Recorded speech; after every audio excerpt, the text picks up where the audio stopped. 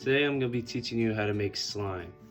Now, some ingredients you'll need. Obviously you'll need a bowl, a spatula to stir it around.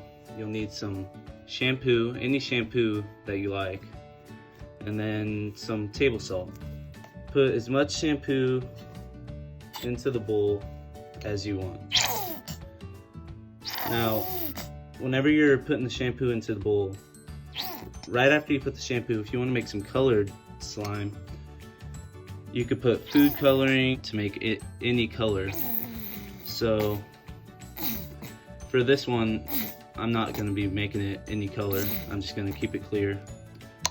Now, after you have the shampoo into the bowl, next you want to get your salt.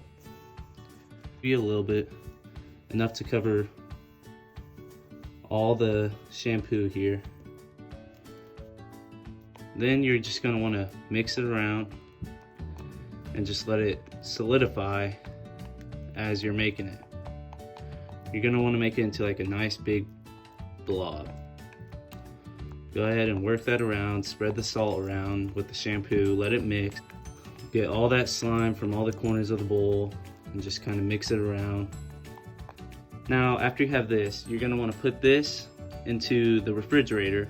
You can put it into a container or just leave it in the bowl like this and put it in your fridge for a couple hours.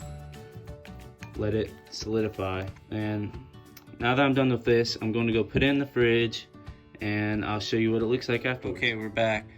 And I just pulled my slime out the refrigerator. It's been in there for a couple hours.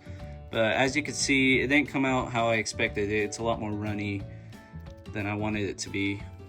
But you could solve that just by adding a little bit more salt to make it stick together. But that's going to be the video. You could try this at home. It's fun and safe. And talk to you guys next time.